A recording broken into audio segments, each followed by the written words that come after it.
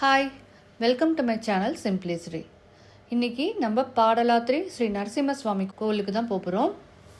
இந்த கோவில் சென்னையிலேருந்து செங்கல்பட்டு போகிற வழியில் சிங்கப்பெருமாள் கோவில் அப்படிங்கிற ஒரு இடத்துல இருக்குது. இது மறைமலை நகருக்கு பக்கத்துலேயே வருது. இங்கேருந்து பஸ்லேயும் போகலாம், ட்ரெயின்லேயும் போகலாம். பஸ்ஸில் போகிறதா இருந்தால் பாயிண்ட் டு பாயிண்ட் பஸ் தவிர மீதி எல்லா சிட்டி பஸ்ஸஸ்லாம் வந்து அங்கே சிங்கப்பெருமாள் கோவிலில் நிற்கும். ட்ரெயின்லனா சிங்கப்பெருமாள் கோவில் ஸ்டேஷன் இருக்குது, அங்கே வந்து இறங்கி வந்துக்கலாம். பஸ் ஸ்டாப்பில் இறங்கி அந்த மெயின் ரோட்லேருந்து ஒரு 2-3 மினிட்ஸ் வாக் தான், உடனே கோவில் வந்துடும். இப்போ காரில் வந்தோன்னா பார்க்கிங் ஃபெசிலிட்டி இல்லை. ரொம்ப அதுவும் ஈவினிங் டைம்ஸ்லலாம் பார்த்தீங்கன்னா அது வந்து மார்க்கெட் ஏரியா அப்படிங்கிறதுனால ரொம்ப கொஞ்சம் கஷ்டம்தான் பார்க்கிங் போடுறது. கொஞ்சம் தேடி தான் போட வேண்டியிருக்கு.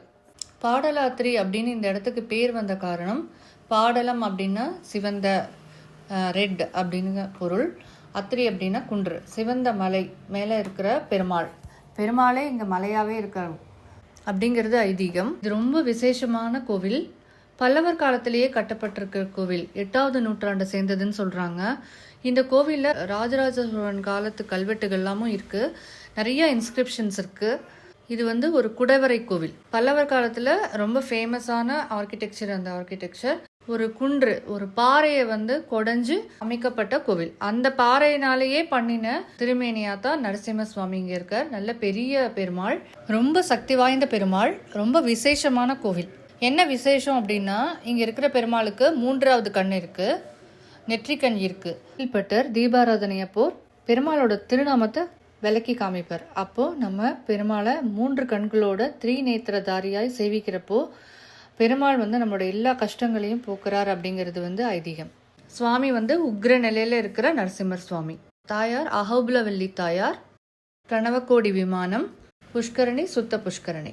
ஃபர்ஸ்ட் நம்ம பெருமாள் சேவிச்சுட்டு வந்துடலாம், அதுக்கப்புறமா ஸ்தல புராணத்தை நம்ம பார்க்கலாம். இதுதான் இந்த கோவிலோட பரமபத வாசல், மண்டபத்தோட சேர்ந்து இருக்கு.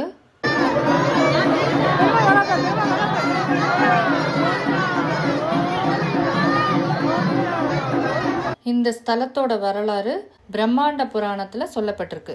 நரசிம்ம அவதாரத்தும் போது இந்த இடம் ஃபுல்லாகவே காடாக இருந்துதான். அப்போது ஜாபாலின்னு ஒரு மகரிஷி கடுமையாக தவம் பண்ணினாராம் பெருமாளை சேவிக்கிறதுக்காக. அப்போது இரண்யகசிபு வதம் பண்ணின கையோட பெருமாள் அதே டைமில் உடனே வந்து இங்கே காட்சி கொடுத்தாராம் மகரிஷிக்கு, அதே உக்ர கோலத்தில், அதே பிரதோஷ நேரத்தில். அதனால தான் இங்கே உக்ர நரசிம்மராக பெருமாள் இருக்கார்.